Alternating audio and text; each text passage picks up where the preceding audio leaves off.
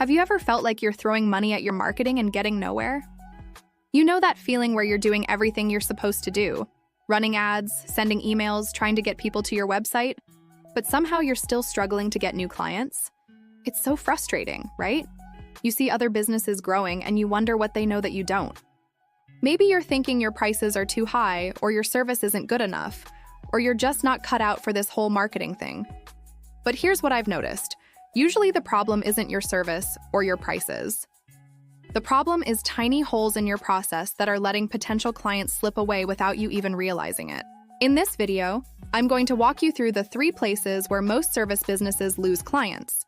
And more importantly, I'll show you some really simple fixes that can start working pretty quickly. You'll also learn how to figure out which of these problems is hurting your business the most, so you're not just guessing at what to fix first. Let's dive in. So, let's start with this question. So why does marketing suddenly stop working for so many businesses? Most people think they need more visitors to their website, or better ads, or maybe a fancier website design. But honestly, that's usually not the real problem. Think about it like this. Imagine you have a bucket with small holes in the bottom. You can pour as much water as you want into that bucket, but it's still going to leak out. That's what's happening with your marketing.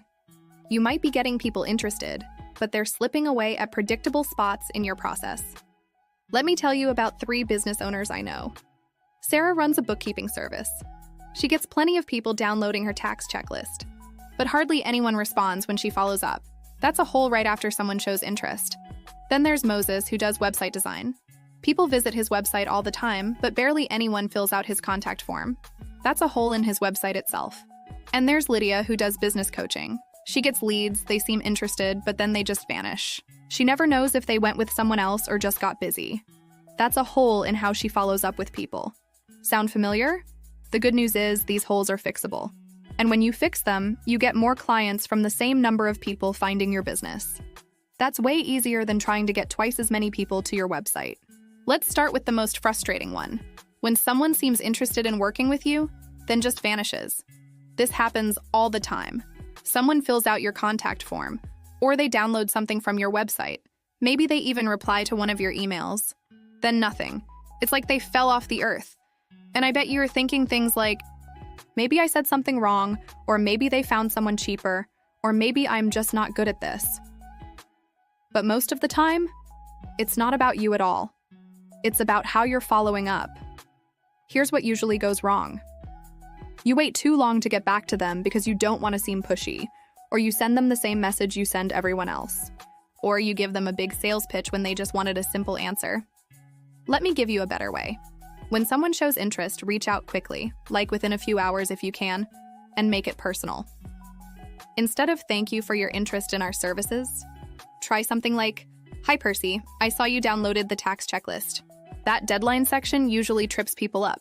Let me know if you have questions about any of it. See the difference? The second one shows you actually noticed what they did, and you're offering to help with something specific. Now I know what you're thinking. But what if I bother them? Here's the thing. Being helpful isn't bothering people. What bothers people is getting sales pitches when they just want information. You can follow up a few times over a couple weeks. Just make sure each message adds something useful instead of just asking, "Are you ready to hire me yet?" And always give them an easy out. Something like, "If this isn't a priority right now, just let me know, and I'll check back in a few months." And finally, number 3. The third problem is when people visit your website but don't take any action.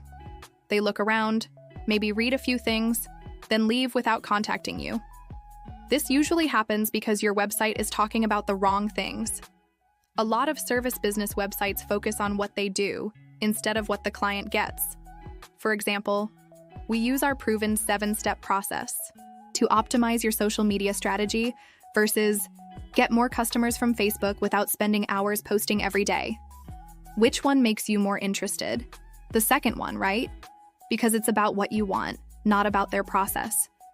Your website should also address the worries people have about hiring someone new. Things like, what if this doesn't work? Or, what if I pick the wrong person?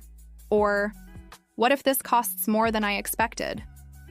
You can handle these worries by showing examples of how you've helped other people, explaining what makes you different, or offering something small to start with so they can test you out. Keep your contact form simple. Don't ask for their life story, and make sure it's really clear what they should do next. Instead of "contact us to learn more," try "get a free review of your current website," or schedule a 15-minute call to see if we're a good fit.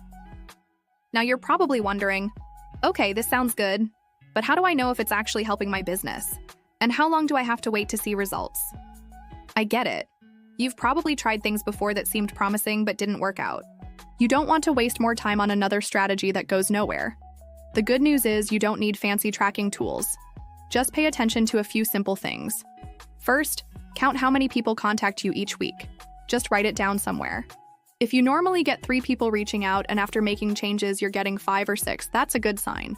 Second, notice how people respond when you follow up. Are more people writing back? Are they asking better questions? Are they saying yes when you suggest a phone call?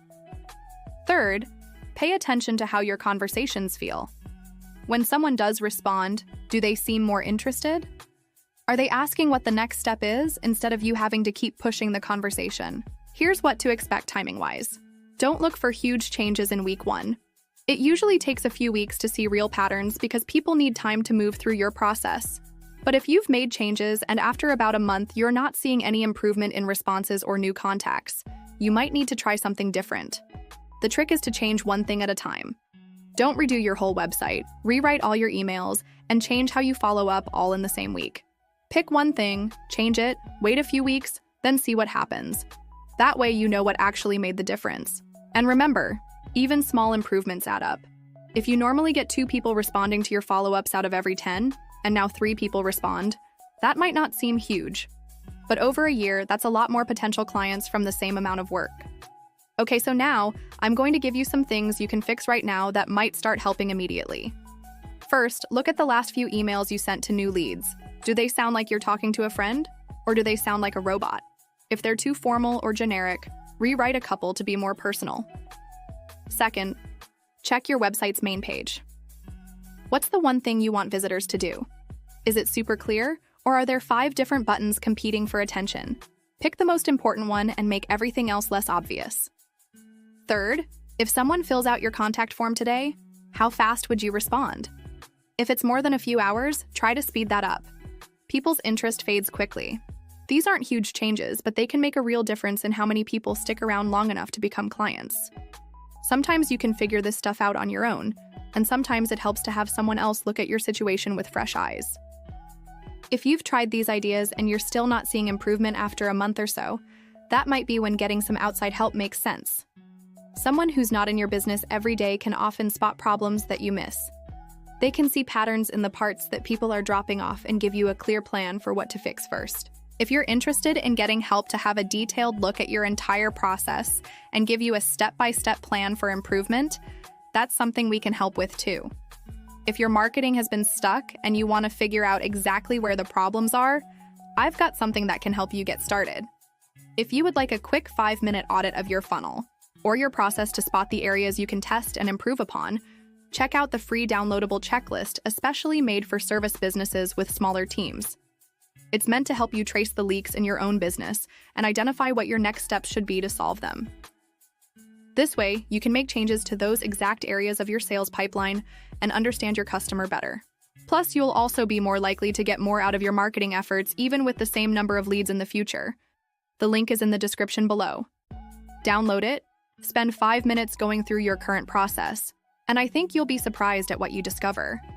Sometimes the biggest improvements come from fixing the smallest leaks. This has been Rita with ClicksandThings.com. See you in the next one.